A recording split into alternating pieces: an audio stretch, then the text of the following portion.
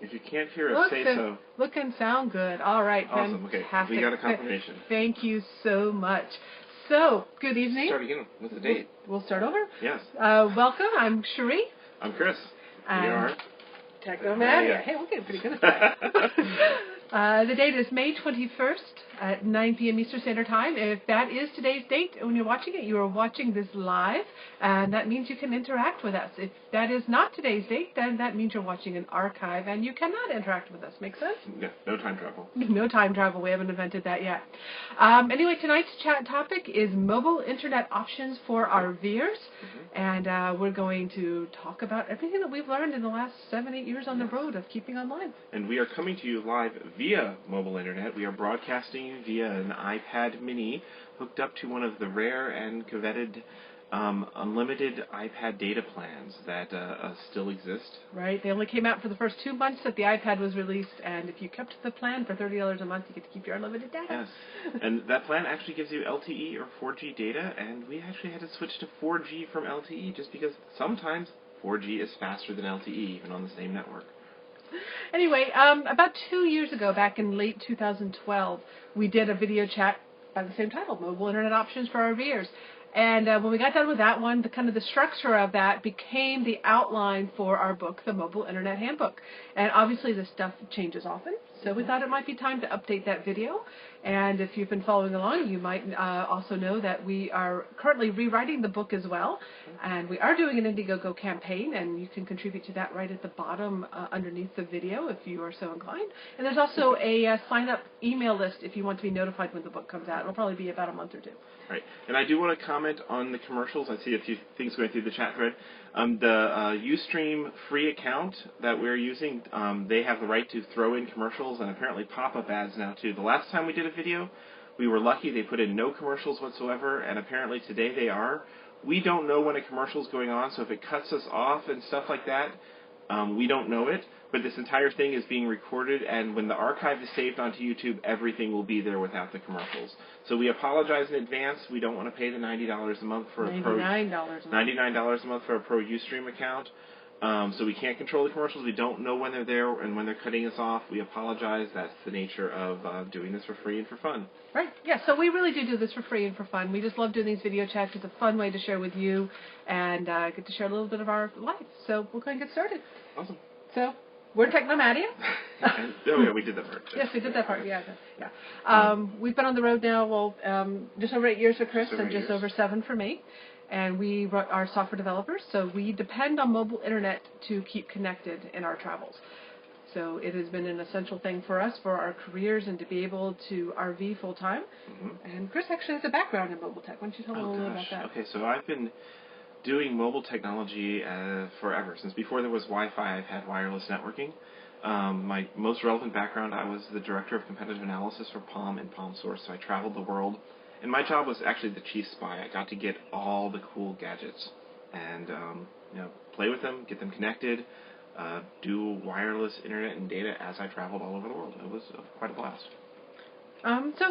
Mobile internet. It's essential for us, and we kind of have, because we've shared about our journey of keeping online on the blog and things like that, we've kind of become a go-to source for mobile internet options and information on that. And it wasn't really intentional to do that, but we have. So this video chat, one reason we're doing it is at the end we would love your feedback on the information that we've presented, and we'll be taking questions as well. And we are especially interested in your questions this time because we are in the process right now of rewriting the Mobile Internet Handbook, and so the things you ask about are the questions we know we need to focus on in the book. And if there are things that you want us to go off and research and write a book about, now is the time to tell us, hey, I really want to know more about this. And even if we don't have the answers right now, we will work it into the book. You'll get to help shape the future of the book. And I'm seeing quite a few people. Okay, I guess it's being very commercially tonight. Yeah, Ustream seems to be being trouble. I'm seeing enough people saying that it's working for them that's a good thing. So we're going to continue. And so we're going to continue, and if it doesn't work for you for whatever reason, the archive later. Will be up, yes. So one of the most important things about mobile internet and doing it as you're an RVer is adjusting your expectations to realistic. Things have improved a lot over the last couple of years. Even in the last year, I'd say it's been significant improvements. It is getting better. But speeds may be variable as you travel across the country. You might be used to, if you're in a sticks and bricks house right now, you might have a cable or a DSL line coming into your home that you're used to fast and unlimited. Right. Fast and unlimited are words that are not tied to mobile internet in any practical sense. Right. It's kind of like RVing and hot tub. Yes. They don't often go together. Not unless you've got really crazy budgets. Right. So your speeds are going to be intermittent. They're not going to be reliable. Your connection, your ability to connect and stay connected to a source like Wi-Fi or cellular, that's also going to be intermittent. You're not going to have this solid, always-on connection like you might be used to in an office or a home. So for those of you who maybe haven't hit the road yet and are still back at home, there's a thing called data caps that you don't get when you have a home line, where you have a bucket that says you've got 5 gigabytes a month. And some of you might not even know what a gigabyte is, but it's maybe think of that as 2 or 3 movies watched, or just a regular month of usage. And when you're done, well, your phone company will start charging you extra. That's not a good thing. You don't want that. Mm-hmm. Right. So you got the data caps you have to deal with. That makes things like doing video work like this difficult unless you have an unlimited plan or an unlimited source of data. It also makes watching video, watching streaming, doing a lot of Skype calls with people, whether that's for work or personal use, it makes that sort of stuff expensive, and you have to think about the logistics of how you're going to get those sort of things done. Yes. So part of the key for life on the road is just be prepared for our frustrations and come armed with. We have wine. Wine helps a lot. When you feel like whining about your connection, just drink wine. It is inevitable. Yes. So mobile, the 4 primary ways that we deal with mobile internet connections is cellular data, public Wi-Fi sources. This is satellite, and cable and DSL. You might not think that's very mobile. We'll get into that. We'll get to that in a little bit. So cellular data, that's kind of become one of the primary ways that people who are mobile stay online. And it's becoming so prevalent. When we first hit the road, and here's our we've been on the road so long, spiel. When we hit the road 7 years ago together, we were blessed. We felt like it was going to be a fantastic, bright, cheery day because we got 1 XRT. And we could still do quite a bit with that. Yeah, but that was 2G speeds. It's kind of a little bit better than dial-up, if you remember those days. Yes. And we felt pretty good if we could stay connected at those speeds. We could do email, we could do basic surfing and routing and banking, and keep in touch with our clients. Yep, exactly. These days. So where things are now is the cellular data speeds are actually, for most people, what you can get over a good cellular data connection if you're in a well-served Verizon or AT&T area with their LTE networks. We've actually seen 50 megabits per second, which most people can't even get via their cable or DSL modems at home. Speed in major metro areas is solid, but then you got to worry about those caps because you could use it all quickly. up very, very, very fast if you're not careful. So in our years on the road, we've seen bandwidth become faster, cheaper, and more widespread, especially for cellular. So cellular, there's 4 major carriers that are nationwide: Verizon, AT&T, T-Mobile, and Sprint. There's a lot of regional carriers that might work for you. They might roam onto others. Like U.S. Cellular is really prevalent up in like the Minnesota, Wisconsin area. But they roam onto other areas of the country. It works for some people, doesn't for others. But Verizon, AT&T, T-Mobile, and Sprint are the 4 major carriers that most of us on the road choose to go with. Now there's a thing called what's called MVNOs. It's Mobile Virtual Network Operator.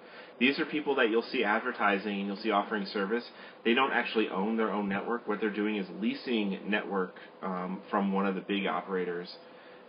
So you'll see a lot of them actually are owned by the major carriers, and they have like sub-brands, or there's the one that is our all-time favorite is Millennicom. We'll get into that. Is a MVNO, so you'll hear about that.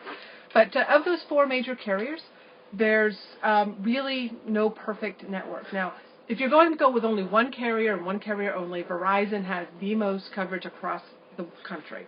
They have the most LTE. Here's their coverage map. This is our app coverage there. They have the most across the country. Now, I only am showing 4G and above, because anything beyond that's roughing it, and who wants to rough it these days, right? And in Verizon's case, their 4G and their LTE are one and the same. Right. AT&T, on the other hand, has a 4G network and an LTE network. What I did on our app coverage, it allows you to overlay coverage maps. This is our app available for iOS devices. So I've overlaying AT&T and Verizon on this, and you can see there's plenty of places where AT&T has service that Verizon doesn't, and Verizon has service where AT&T doesn't. So you can see as you scroll in. So, just a second, I got to do a cat emergency. The cat is typing into the chat window right now. This could actually get kind of interesting. I'm very curious as to what she just typed. She didn't get anything on there. Okay. The keyboard just started beeping over on the other Yes, sorry for that. So there is no perfect network. And so if you're going to go with one, I would say Verizon. They're going to be more expensive than any of them. You're going to have more data caps on them. And there's some tricks to getting on the Verizon network cheaper. And then what we really, redundancy, if connectivity is important to you at all, having at least two networks on board goes so far into just, because even if you're in an area that is covered by two major networks like Verizon and AT&T, in your particular location, inside your rig, you might have a really crappy signal with one and a great signal with the other. So being able to go back and forth from Verizon and AT&T and just pick the best of the both is such an awesome way to go. Right. So we keep both because there are so many times we'll get somewhere, especially because almost every RVer has been told that Verizon is a network to be on. You get to a crowded campground, the campground Wi-Fi is sluggish because everyone's on it. So everyone's on their Verizon jetpacks and MiFis. And the Verizon is dog slow. Because the tower's now overloaded. Well, guess what? We switch over to AT&T, it's like a rocket. Wait a minute, we don't need to tell them that, because then we can't get it. Oh, yeah, yeah. Yes. So a lot of times we're actually using AT&T, and then we switch back when it doesn't work. Right. Back and forth. So one of the other considerations with cellular data is contracts. Used to be that you bought a device, you brought it to the carrier to activate it, and you had a 2-year contract that you had to sign. And then you were stuck with that 2-year contract, or had to put it on, or buy it out, or something like that if you decided to change. The contract's bad. And actually the worst thing was if you ran out your contract, you did your 2 years, and you're still paying your bill, you still kept your old phone, well, that contract was actually subsidizing the cost of your phone. They gave you your phone dirt cheap. And that's a good deal up front, but if the 2 years have passed and you're still paying full price on your regular monthly phone bill, you're basically giving a gift to AT&T or Verizon or Sprint, or wherever you bought your phone from. So that's horrible. If you've got a phone that you've had over 2 years, either get a new contract and a new phone, or get to a non-contract plan that will cost you less. Right. So a lot of the carriers, especially T-Mobile, is kind of leading the edge on this, and has pushed AT&T to it. They're now offering a lot of no-contract plans, which makes it a lot more affordable. They're dropping the price. It's like $15 on AT&T. Yeah, they're on their mobile share plan. We'll get into that in just a second. But their mobile share plans, it's like only costs $15 to add a smartphone onto the plan to share a bucket of data, and there's no contract. Yes, but the catch is, you got to... Oh my God, my phone now costs $700. They used to hide that cost. The phone still used to cost $700, but you're paying for it over 2 years hidden in your bill.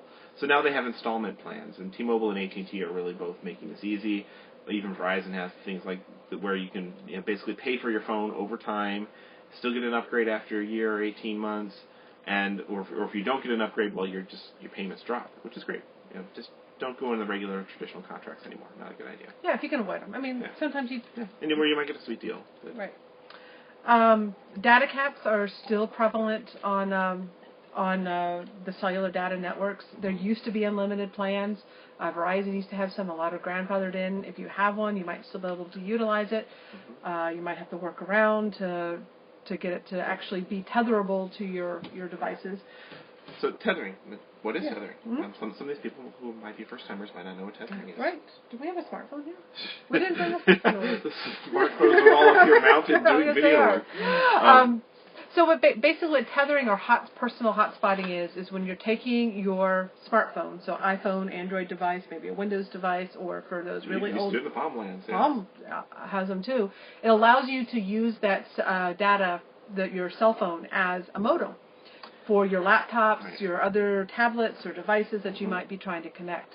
And so a lot of when you hear, plans and services offering, hey, you've got unlimited data on your phone, well, that's very specifically forbidding tethering. So a lot of, the cheaper basic smartphones might have, $40 a month, all you can use data. Well, read the fine print, you cannot tether, and you cannot get your laptop online, because laptops can burn through data a lot faster than a phone can.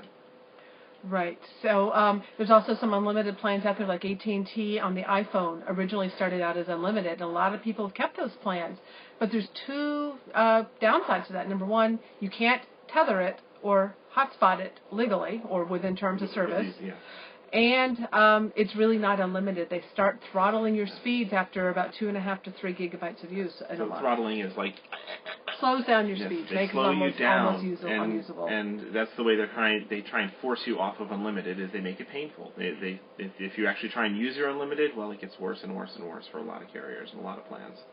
Right. So we haven't really heard any stories yet of carriers locking down on people tethering when their plan technically doesn't allow it, but they do know. And they reserve the right to go after you at some point. And they may or may not. It's at your own risk if you want to continue to do that or not. There are ways around it. We don't teach them. We don't. We try to show what you can do that's accessible to most consumers. Let's see. Mobile share plans are kind of been a new development in the last year, right? That's been longer than that, but they're starting to become really practical. So the mobile share plans is where you get a bucket of data, and this is really great for couples and families, is that you have a bucket that you can share amongst multiple devices, and it brings the average cost down, and you have less risk of overage because, well, one person is using too much, hopefully the other person is not having a very busy month. Right. And one pro tip for using these mobile share plans is because they get a lot cheaper as you add on people, particularly people who don't use data, is add your parents. You probably don't add your kids because they probably use a lot of data, but add parents and relatives and whatnot into your bucket, and they tend not to be the heavy data users. Right. So we're able to keep on AT&T a 15 gigabyte plan, and we share it with our parents and a brother on it, and they're all low data users, so we get the benefit of having the larger data bucket, but the costs get brought down by having everyone on the plan with us. So that really helps us a lot. So on the mobile share plans, you can put your tablets on it. You can put your MiFis or Jetpacks, and also tethering from a smartphone. Now, a MiFi device. This is a MiFi device. That's our favorite one. So this is the Pantech, and we'll get into Millennicom in just a second.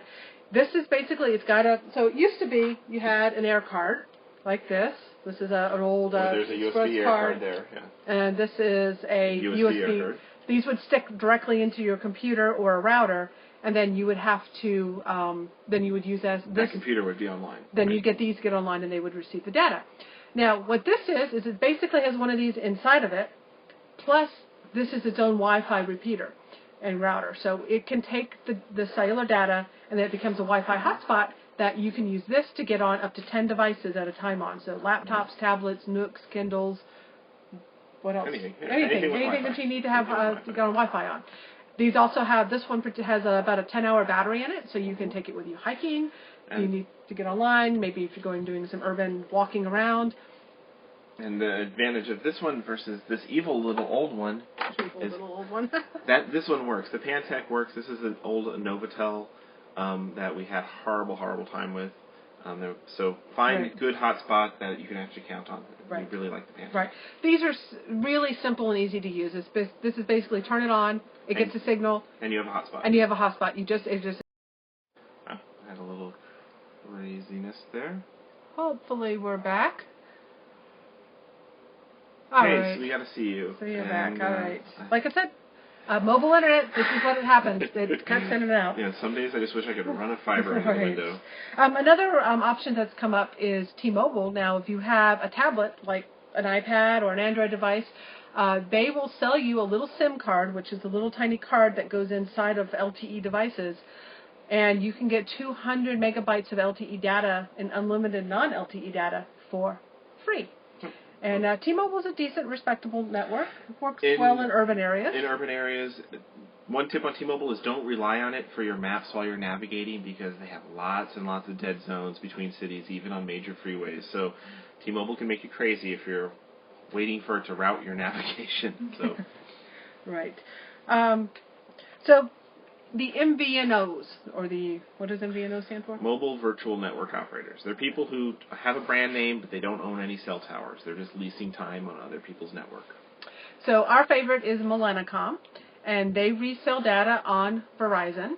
You can get right now. It's a 20 gigabyte per month plan for $89.99 per month. No contract, no extra fees, and they just went up $20 a month. Yes, it used to be an amazing deal. Now it's just a great deal. But Millennicom is still the best thing out there if you want to get bulk data for a MiFi type device. You buy 20 gigs at a time. You could buy multiple 20 gig buckets a month. So if you want 40 gigs, you can do that. If you want that much data, there's no other deal quite as good out there. Right, not for mobile data. And on Verizon's network, which is the biggest and broadest network. There's another one. If you don't need 20 gigabytes per month and you don't want to go direct with the carrier, Straight Talk is now offering a hotspot, and that's Straight Talk is the one that you can buy at Walmart. And they've got a Verizon plan. It's 3G only. You're not going to get the super fast LTE speeds, which is sometimes a blessing because you use it less. Don't use it as fast. But you can buy it as you need it, and as little in buckets as little as 1 gigabyte to I think up to 5 gigabytes per month. And the cost is about $10 to $15 per gig. And it's a pretty good deal for those that just need enough to go on and check email. Yeah, and particularly if it's bursty. If you only need it 1 month, but you're not going to need it the next because you're just the way your travels are working out, that's the way to go. Millennicom used to offer a Sprint plan, and they lost that last year. There are currently 3 that we've tracked down that are offering the plan. There's a BMI Net, Wireless and Wi-Fi, and EVDO Depot USA. All offer variants of the plan.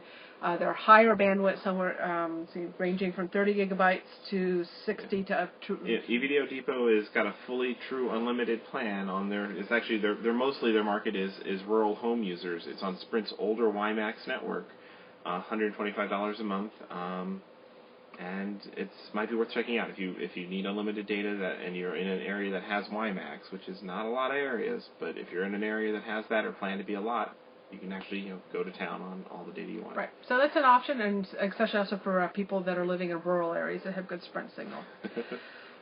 Cellular boosters.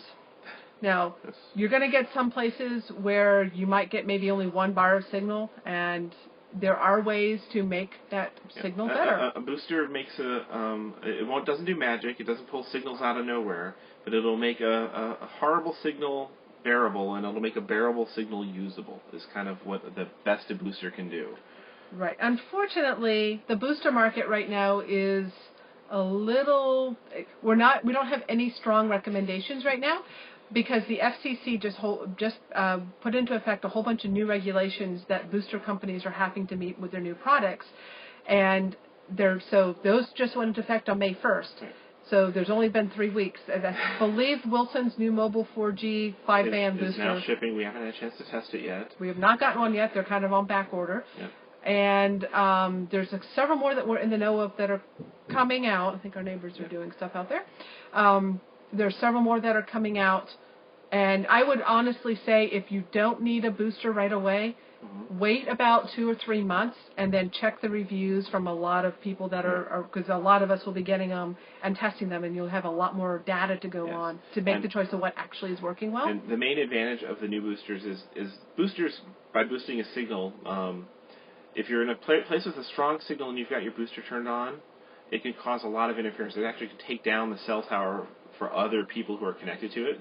And the old boosters were not particularly smart, so the FCC is stepping in for pretty good reasons and saying, hey, these boosters have to have the smarts in them.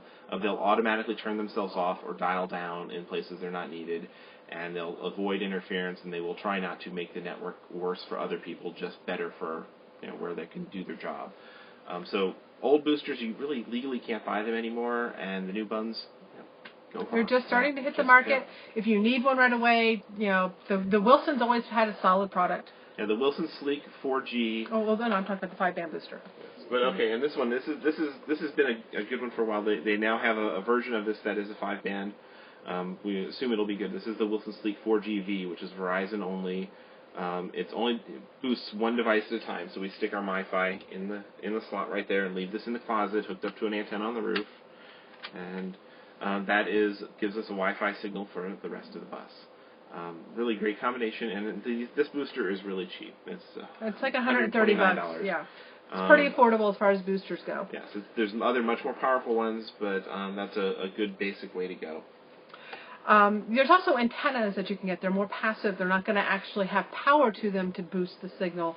But sometimes just height, just having the antenna on top of your roof and getting away from the obstructions that your RV causes. Particularly if your RV is made of metal, like ours is. Metal walls block signal, and so being inside a metal box is horrible for signal. Getting something on the roof makes all the difference in the world. Right. So those are some options for now. The antennas alone can be much more affordable, and they can help a little bit. Yeah. And we know people that's all they need. That's enough to help out. So like Chris said, a booster isn't going to do magic. It's not going to make nothing into something, but it can turn can make the situation better and at least get you online to get that email answered that you need. Yes, and the places we recommend to get good tech support and advice and recommendations on boosters has been, in our experience, we've gotten good RVers have a great experience with PowerfulSignal.com and 3GStore.com. Right. So if you have questions on them, and you can buy, we don't sell this stuff. We're not here to sell you this equipment. Right. We just report what we've learned in using and testing this out here. Okay, so another option for getting online is using public Wi-Fi spots. And so like the campground we're in has 3 Wi-Fi hotspots scattered about. They're all basically unusable because there's so many people camped here. Right. So that's one of the problems with you occasionally will come across an RV park that has done their Wi-Fi network just perfectly, and you can have a pretty reliable connection. It's fast. You can get online, and as long as too many people aren't streaming video, it'll work pretty well. Some parks, they invest in it. They know it's important. They know that's what RVers want and need. And other parks spend their money on things like cable TV or swimming pools and all this other crazy stuff. It's like, give us Wi-Fi. Right. It does cost a lot to put in a Wi-Fi network that can cover acres and acres of land and cover hundreds of RVers who are bandwidth hungry. What some parks do is they invest in coverage, having signal reach everywhere in their park, but then they have it all going upstream via one basic little DSL line that, you've got now 100 people sharing basically one teeny tiny little pipe. So basically if you take what you had in your sticks and bricks home and you try to share that with 200 people, you can see it's going to degrade pretty slowly. And I wish there was a place to find RV parks like this one is great Wi-Fi, like certified, stamped. I don't want a good stamp park. I want a good Wi-Fi park. And just keep in mind when you're reading some people do report it in their RV park reviews. If you get like RV Parking or RVParkReviews.com, some people do report how the Wi-Fi worked for them or didn't work for them. And you just have to remember what one person's good Wi-Fi isn't another's. Right.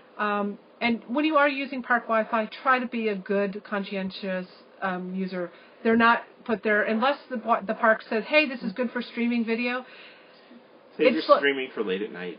Do it during non-peak hours. There's a lot of people online, and when someone is doing a high-def video over the park Wi-Fi, it's bringing it down for everybody else. And if people are torrenting over park Wi-Fi. Yeah. Right.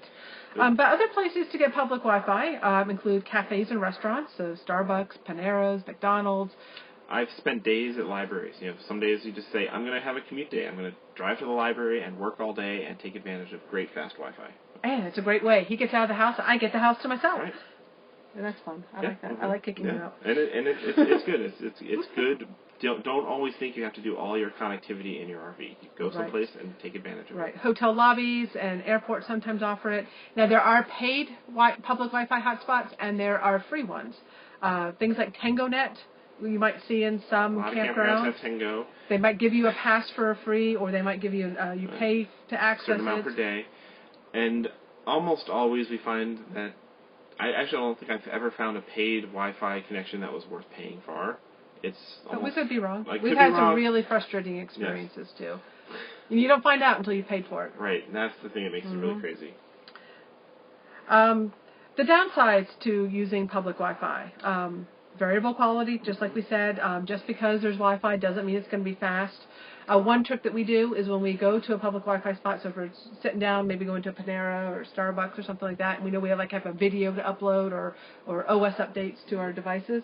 Yeah. We'll do a speed test before we order dinner. It's like a lot of times we go out and we're going to take advantage of Wi-Fi, but we need a signal, so we'll do a speed test. If the order doesn't work, if the speed test doesn't work, we don't order. We go to the next restaurant that has free Wi-Fi and see if they have fast signal. Right. Public Wi-Fi may be a little less secure. A lot of people are afraid to do banking or logging in with things. Those really aren't as much of a concern. Your banking is fine. It's when you're logging into forms and you're logging in with the same password that you use for your bank. That's when the eavesdropper can get you. They can't get you when you're going to things that have the HTTPS up in the top or the little padlock on your browser. The connection between your device and your bank is completely secure, short of the NSA getting involved. Right. There's no such thing as completely secure. That's the first thing you have to understand with the internet. But you're just as secure as if you're on a wired connection or your own private connection. But you're connecting to a forum or just regular browsing that doesn't have that security. That stuff is completely free and clear. Anybody who's on the same network can listen in. And if you're using the same logins and passwords for those non-secure sites as you're using for secure sites, you're asking for trouble on a public network. Right. And the other downside of Wi-Fi is the speeds. Even a cable connection coming in, most of them are slower now than LTE. That's kind of a cool thing that's happened since we've hit the road. Is now wireless data on cellular is faster than what most can be. And then go late at night. That's when it works. Okay. So now, cellular boosting and Wi-Fi boosting are different things. We've had some people be confused. They think they get one booster and it's going to do both. And it's like, no, you boost them separately. But there are, just like there are cellular, well, actually often they're in the same frequencies, but the different boosting, there's different technologies. So Wi-Fi boosters are a separate device. And if you want to get something up on your roof that'll boost the Wi-Fi signal, that can actually work wonders for campground Wi-Fi in particular. Because if you think, way up at the campground office, way up yonder, there is a tower, a little, outside Wi-Fi antenna. And it's, probably, hopefully they invested in something big and powerful and it's sitting up there yelling. It's like, hey, I'm up here. And then you go all the way back to where you're camped, you've got just your dinky iPad or a laptop, and it doesn't have a big antenna in it, and it doesn't have a powerful radio in it, so it's whispering back up to that tower way up there.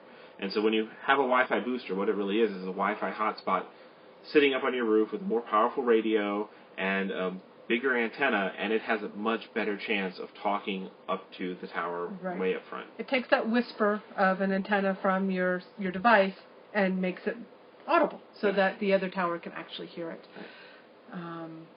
So what are some of you can do just antennas like that are up there. There's a lot of things online where you can just find an antenna. You can probably pick them up for sometimes $50, $100. You can build your own to increase your Wi-Fi range. Most laptops don't have antenna ports anymore, so you've got to actually then have a separate Wi-Fi card with an antenna port that goes up to the roof. Right. So one solution is these little gizmos are referred to as Wi-Fi as WAN.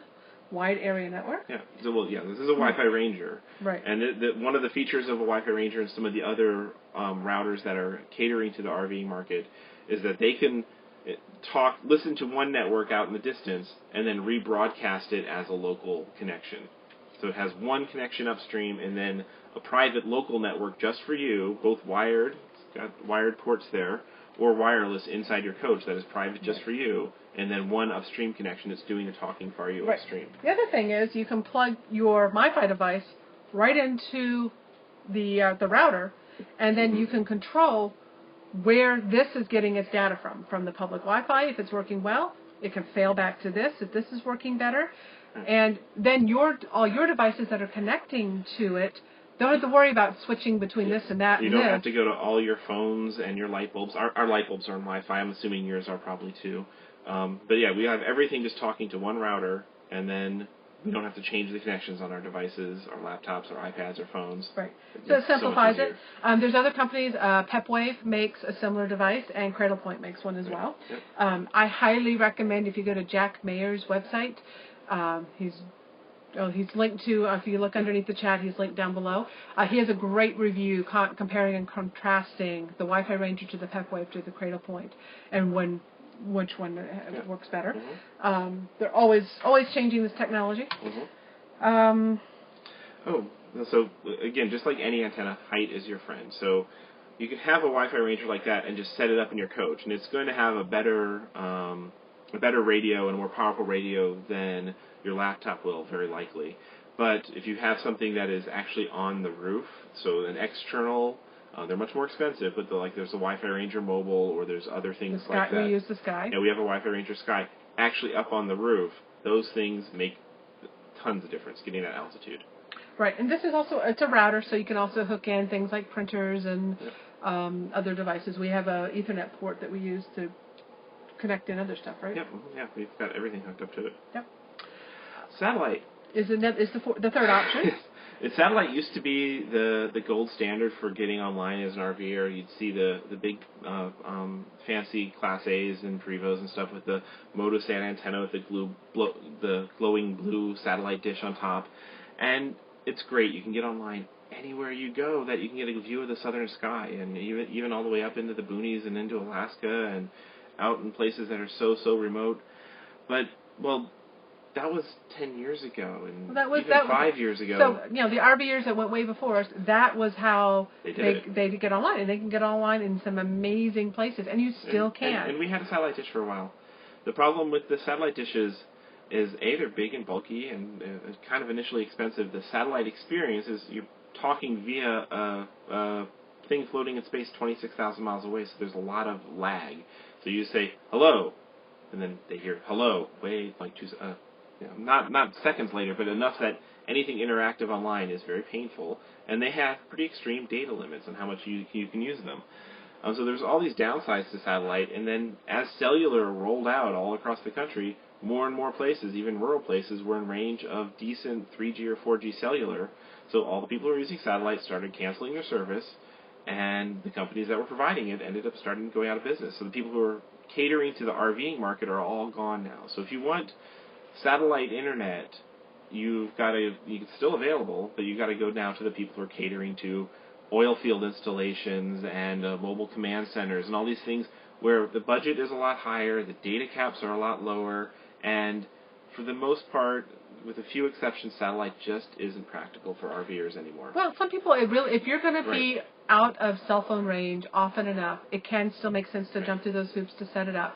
The equipment now can be purchased pretty quickly, cheaply. Well, you can actually get it for free, because we couldn't even give our dish away when we decided we wanted to stop carrying it. You'll find people, if you go to the Datastorm users group, you'll find people offering up even robotic roof mount systems free. Just come get it off my rig. So if you want to play with satellite, you can get your equipment really cheap or free right now, and go to town out in the boonies. Just make sure you're buying something from a former RVer or current RVer, so that you know that it is something that can be used across the country, that it's not spot beam technology, which is what HughesNet and stuff are now promoting. Now, all the satellite services, to get more capacity for their rural customers and to get more speed, they've gone to, instead of one signal covering the entire country, they have lots and lots of little signals, which is great if you've got a satellite dish on your cabin out in the wood, out someplace, but your receiver is only tuned to that one transmitter, and that only covers about 100-mile range. So it doesn't work so well for an RVer. You drive out of that circle, you no longer have satellite service. So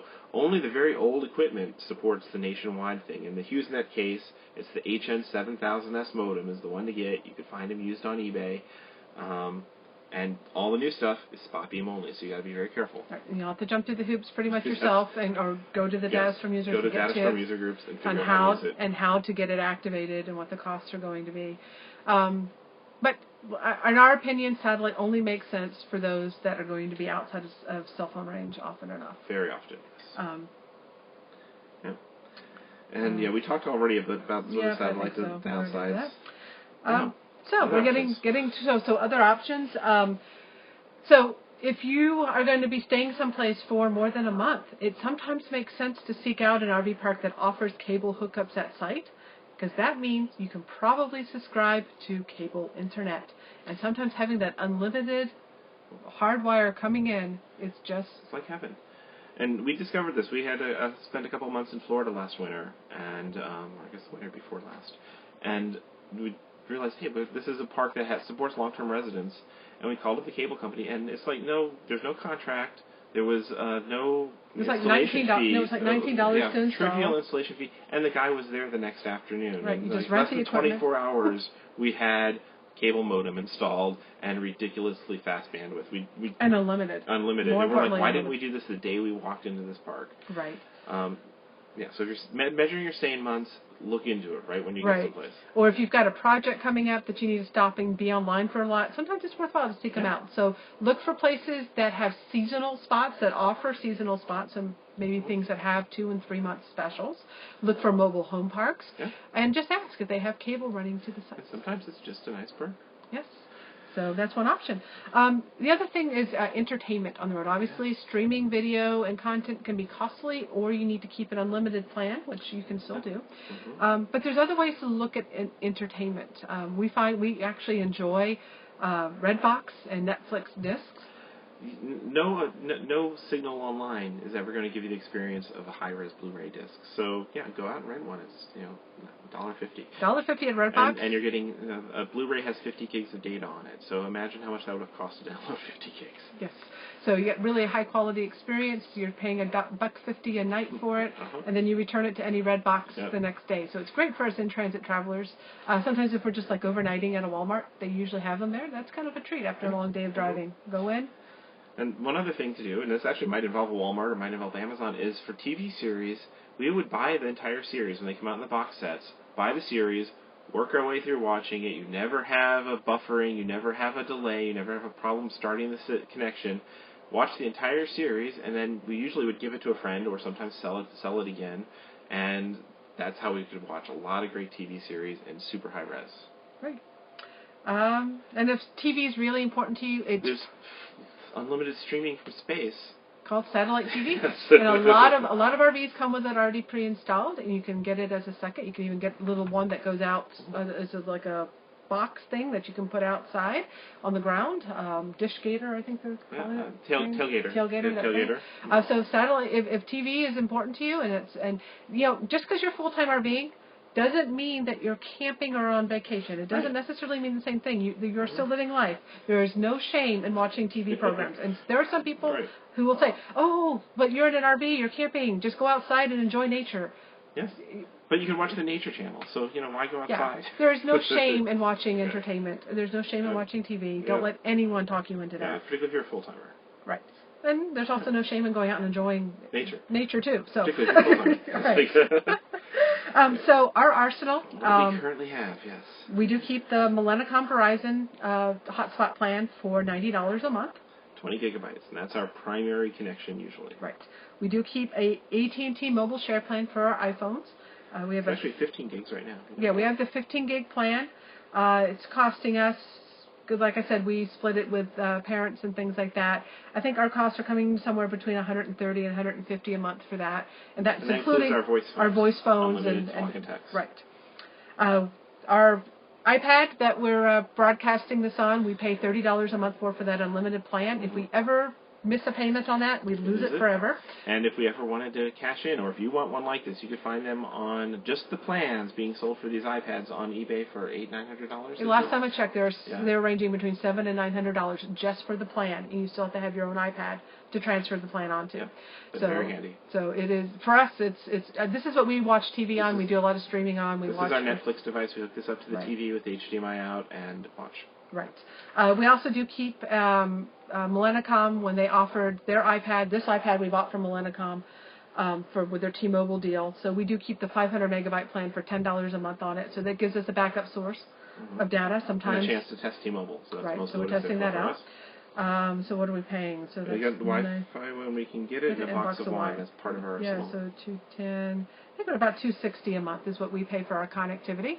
And yeah, that sounds high. But I look at what we used to pay for connectivity when we lived in a sticks and bricks, and between having a cellular plan, a cable line run in, plus we all had a data plan because we traveled anyway. Yeah, and the cable TV plans are ridiculous expensive. So this is cheap, and we're on the go. And it's essential to us. For us, we couldn't be mobile if we didn't have connectivity, and just having we're versatile.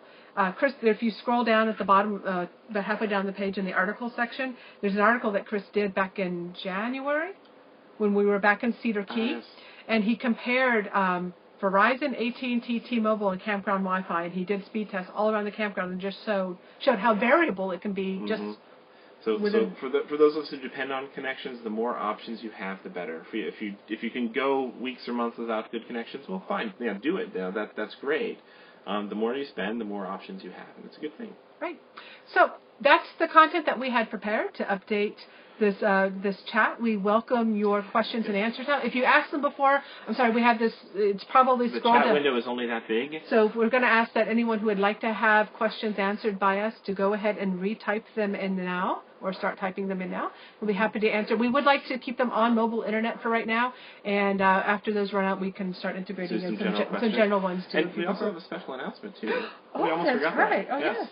Okay, so those of you following along with our book and our second edition of the Mobile Internet Handbook campaign, well, we're announcing this very moment, we've got a special guest author who will be joining us doing a chapter on antennas and advanced installations. So Jack Mayer, who is one of the online authorities on this, is going to be doing that, and he's also going to be joining our online membership area as a contributor and moderator.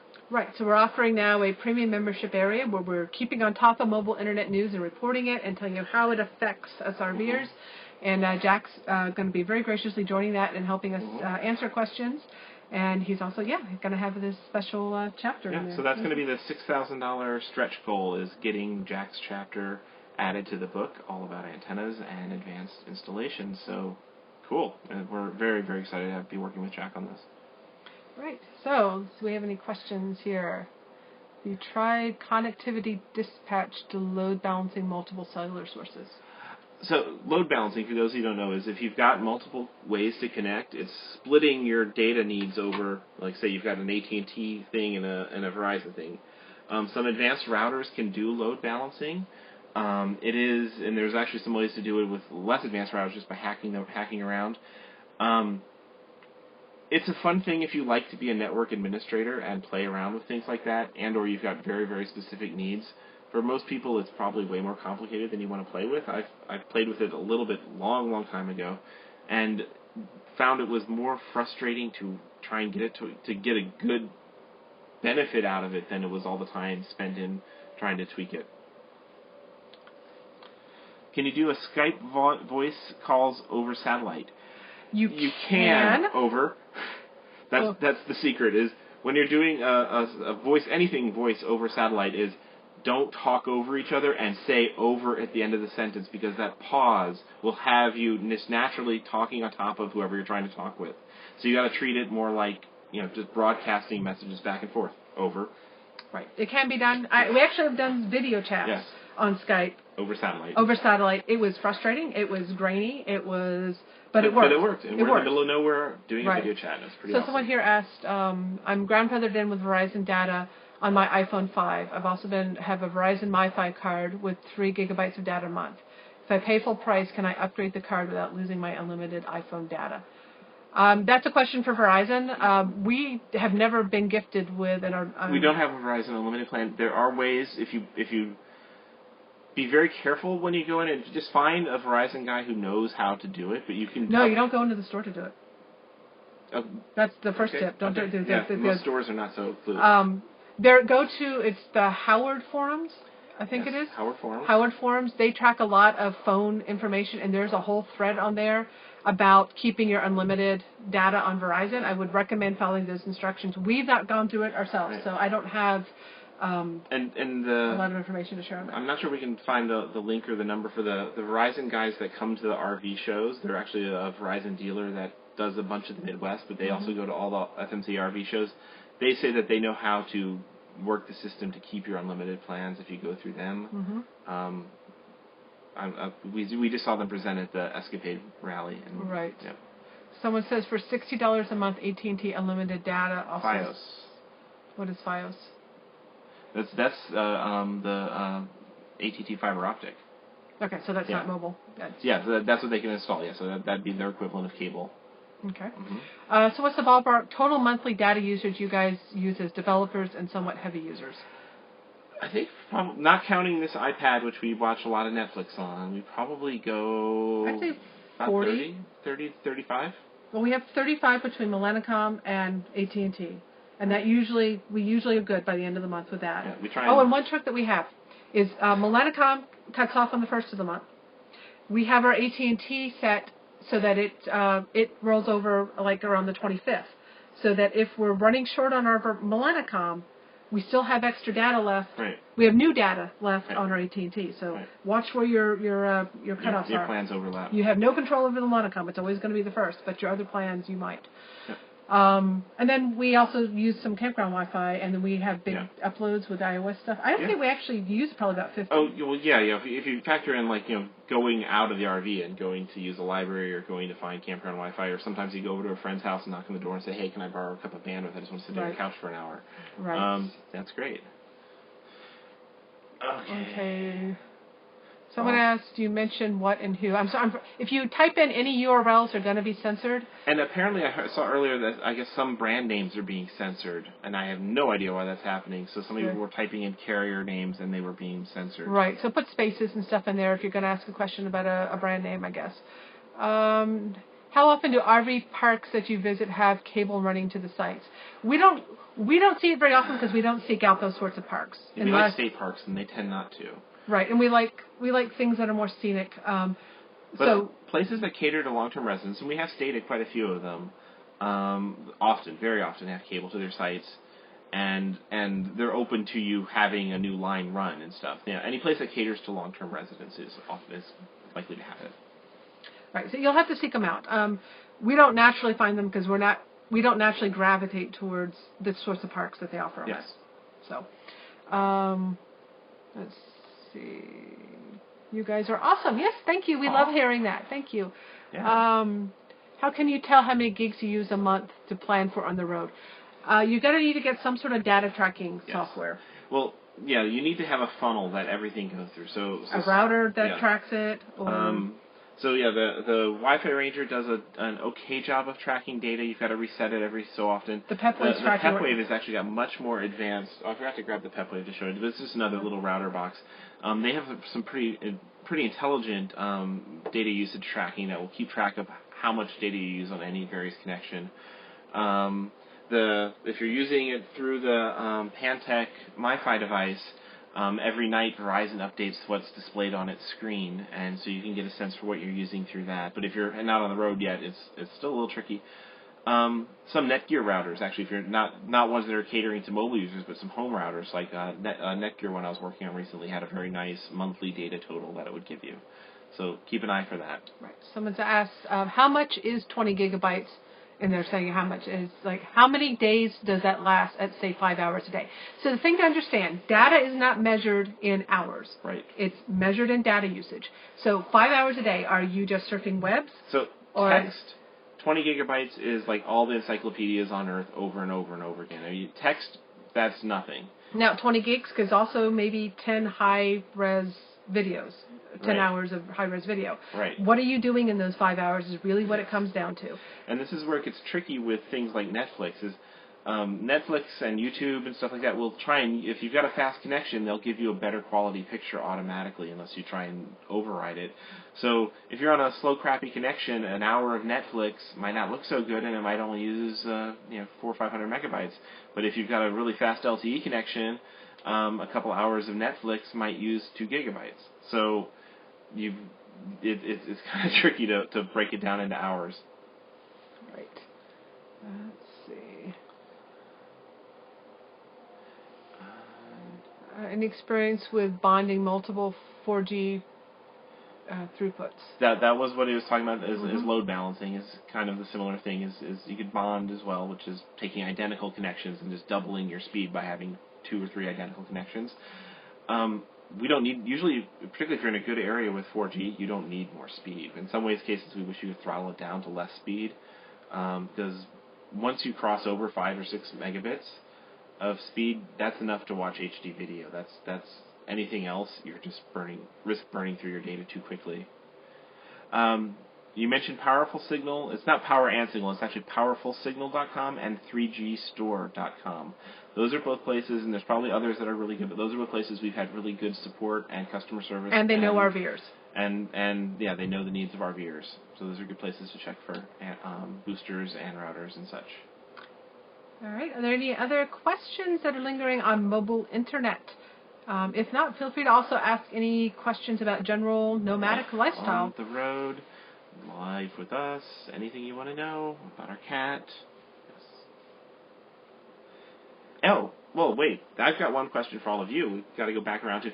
Is there things that you would like us to cover in the book? Not necessarily answer right now, but do you have wish lists? We're deep in the process of writing and researching the book, so just throw out stuff that you would your dreams of what you'd like to see covered or done differently if you've read the first edition, etc., etc.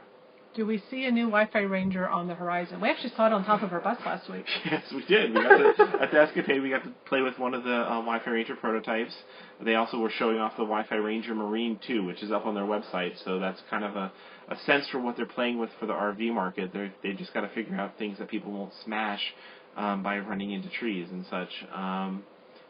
So yeah, they're constantly working on some new stuff, and I can't necessarily even comment on it, not because it's a secret, but because they're still changing it dramatically. All right, please stop the complaining about the commercials. We have no control over it. There's nothing we can do about it. If you would like to avoid them, we recommend watching this as a archive later. Yes. So thank you. It's just cluttering up this small chat screen that we have. So we would appreciate if you could please... We don't even know when a commercial's on, and and at some point we're thinking about experimenting with other ways to broadcast. But our limitation is it has to be something we can do on our iPad. Right. And Google Hangouts and things like that, you cannot initiate a call, a thing on the iPad. Can you set up a VPN with the Ranger without it hoarding all the bandwidth? A VPN doesn't hoard bandwidth. A VPN, for those who don't know, is a virtual private network. It's a connection that you can set between your computer to a remote server that then has everything between you and that remote server is encrypted. There are VPN services that you can subscribe to. Some of them are fairly cheap, that if you just make your connection always go through that VPN, you are secure. Nobody can eavesdrop on you in a campground or anything else because all your data is going up to this remote server and then going out from there. So, yeah, VPN, good. So, Kiki had a request. This is Kiki. Someone asked how we keep her from running away. This harness. And she knows where her food is. She only goes outside when she on a leash, and she's got a long leash that she can play outside on. And we go take her for walks, but mostly she stays inside and monitors her food to make sure no one steals it. Somebody asked if there's 802.11ac on the new Ranger. 802.11ac is the brand new, not quite even finally ratified wireless standard. So there's been an evolution of 802.11b to G to N to there's also A sitting off on the side. And so what comes after N is 802.11ac. It's very, very fast. It's great for hooking up HDTVs in a house to talk. I don't think the new Wi-Fi Ranger has 802.11ac. The new Marine that they're showing is a dual band system, so it speaks 802.11n on both 5 gigahertz and 2.5 gigahertz. I don't know exactly what they're going to bring to their future RV targeted devices, though. You talk about the overseas? Wait. But Wi-Fi and internet connectivity overseas. I'll be spending a couple months in Europe. Wi-Fi. That's kind of outside the scope of... Yeah, there's Wi-Fi all over Europe. The boosters that you have from the U.S. potentially might not be legal there. The frequencies are different. Wi-Fi devices automatically detect what country they're in and limit their frequencies to the ones for the country they're in. So seek out local knowledge if you're looking for boosters, but don't worry, the Wi-Fi that is on your laptop and stuff will work in Europe. It's just the boosters might be different. Right, and if you're having a device, make sure you have a global device. Yes. Because they don't... Yeah, cellular is very different. Yeah, so don't like a Verizon device isn't necessarily going to work over there. Right. So you're going to want to get a Get SIM something card. that is global and roams. Right. Any hardware for setting up a caching proxy to share common web assets amongst... Oh, that is a pretty interesting advanced technique. I have not looked into setting up a caching proxy in a long time. But so, for those who don't know, a caching proxy would be a connection that you have on a little server in your RV that, say, both of us are surfing the same website. It would only downloads it once. So if we're both surfing the same place on 2 different laptops, it's only downloading it once and then saving it on a hard drive of this local server and then caching it there. That's advanced Unix admin stuff. If anybody's ever wants to post some recommendations to simple tutorials to do that, great, but it's way above the heads of most of the audience here. Yes. Right. Roku versus Google Chromecast. I haven't used either one. Well, I've used a Roku a bit, and I know about the Chromecast, but I can't really comment on streaming them. video, not feasible for Yes. for Those RVs. are not so good on the not phone. something that RVers really take too much concern with. We do have an Apple TV. That's what we use, but we don't really use it much because we can't do streaming. Stream too much with it. Can I use a home cellular booster in my RV? And actually, a lot of the ones that we've been using in the past were home cellular boosters. The Wilson that we had in our prior rig was originally marketed as a home cellular booster. The catch with home boosters is a lot of times they are intended for a fixed install. So some of them you actually tune the strength once you do the install, and they don't auto-adapt. So RVs are moving all the time, and some of the home boosters you have to reconfigure every time you get to a new spot. And also, sometimes you need to have the inside antenna and the outside antenna a substantial distance apart, perhaps 20 or 40 feet apart, which is not necessarily practical on an RV. So consult with some experts and be prepared to do some tweaking and playing around to take something designed for home and take it mobile. Right, and the home ones aren't necessarily going to be powered by 12 volts. That's another downside. That's another catch. And 12 volts is kind of important for power saving if you're planning to be not hooked up. Right, you don't want to have to run your inverter just to have your booster come on. But if you're not planning to do off-grid boondocking and things like that might not be a concern. Which one is the next one? Is it this VPN? Yeah, my husband uses it. Is that a question? VPN will slow everything down. Okay, so the Ranger isn't the reason that the VPN isn't causing your slowdown with the VPN. Is the VPN is putting everything through your network connection all the way to this remote server and back and forth. So for a lot of interactive things, a VPN could add a lot of latency. It's kind of almost like using a satellite connection. And if you really want to know the world of internet pain, is try to use a VPN over satellite. Oh my gosh. Then you're just because everything is going back and forth, back and forth, back and forth. So VPN does add complications and delay and slows things down. Someone asked, do we have a connection basics for dummies in the first book? It does. It depends upon how dummy you want it to be. The first book is written. We've had a lot of people who aren't high tech folks say that who loved it and thought it was really accessible. But the first book kind of starts from a place of the difference between Wi-Fi and cellular. So we're going to write that chapter in the new one. So we're going to go back to even the basics of what is Wi-Fi and what is cellular, and that the new book is going to go even to super basics. But the first book does start with the basics. Right. Someone says, other than a smartphone, what would be the basic must-have mobile equipment for someone just starting out? If it was that easy, we wouldn't have to write a book on this or have an hour-long video chat. It depends what you need and what you want. There's so many factors. One of the biggest chapters in the book that you can take away on it is trying to assess what your needs are. How important is internet for you? Are you going to be okay being out of touch for a few days, or do you need to be online all the time? How much bandwidth do you need? What are you trying to do online? One of the chapters in the book gives about 3 or 4 different sample scenarios of equipment to go and purchase and plans to have based upon your basic needs. It really comes down to assessing what you need and really thinking it through and setting your expectations to realistic and knowing what the trade-offs are. How much budget do you have versus how much do you need, and where are you willing to compromise? Question about recent health emergencies. Everything okay? We are doing great. Yeah. Well, kind of. Yes. Still dealing with it. Navigating healthcare in new places. Navigating healthcare in new places, but we're in good shape. Someone says we're great. I like that. Thanks. Yes, we're doing this. Even though we do have a membership site now, and we're talking about a book that we hope some people will buy. We mostly just do this because we like to share what's worked for us. We like to share and give back to the RVing community. These chats are a fun thing for us and a gift for us, and we hope they're appreciated. And we love when we hear it. We love when we hear it, and we do this mostly for fun, and we like to share. And we're experimenting with ways to make it so that that also at least pays some basic expenses, so we can spend the time to keep doing it. Right. So yes, if you feel so inclined, we are running the Indiegogo campaign. There's a contribute button on the page and all over our website. We're pre-selling copies of the new book, and you do get a code for a free copy of the current edition, which is only slightly outdated. Yeah, so the campaign it's a pre-sale campaign. So if you buy the new book, you get the old book, and then there's all these levels of perks, including access to the membership site or hour-long consulting calls if you want to go over your 45 personal... minutes. 45-minute long. They often go an hour. We don't watch the clock. Yeah, but if you want to have somebody, you want to pick our brain about your own needs and mobile situation, we sometimes get really long emails from people, and we just can't answer everybody's personal questions one-on-one. So that's why we started the consulting calls.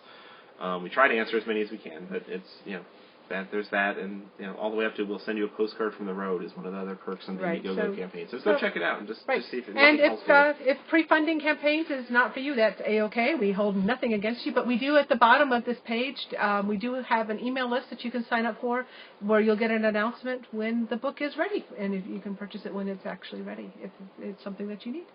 Mm-hmm. We really appreciate your support in helping make this happen. It's a lot of fun for us. Mm-hmm. And I think we see one final question we've got one here. more question. If you buy someone's unlimited AT&T plan on eBay, are they just providing the chip to you? Actually, it's the account that's transferring to your chip. So you want to make sure you're dealing with a reputable seller. And so what they're going to do is they're going to call and authorize you to take over ownership of their account. And this is the same way you assume a Verizon Unlimited plan or something like this. They authorize the transfer, then you call and say, hey, I want to assume responsibility for this account. You both do a little bit of jumping through hoops on the phone, and then that account is now in your name instead of their name. And if you have a SIM card, they'll activate it on the SIM card. You might have to go to an AT&T store and pay $10 to get a SIM card to put that account onto. Any suggestions for a map app for U.S.-Canada travel? What kind of map app? You're talking about navigation, RV parks, cellular coverage. I need a little more information on that. Any other questions? Go ahead and view them out. I think we've got a few more minutes that we can stay on. Yeah, it's actually, Have we gone over an hour? It's over an hour. Oh. So this has been an extra long chat. I hope this was good. I hope the video quality seems to have stayed up and pretty good. And it says I've got an Android Moto X with wireless. Oh, through Public Wireless, and I'm curious if you think they will catch me if I'm just checking email using Easy Tether through my phone. Like I said, they probably won't catch you. But it's just be on guard and don't abuse it. So yeah, if you're just occasionally checking email and you're doing a hacky way to tether, very few people report having had the nastygram emails and whatnot. It's just though it's possible. It's in the terms of service. Right. If they catch you, they could.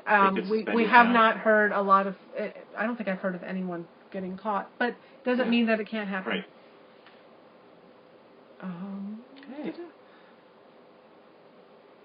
Okay. And I think we're going to wrap it.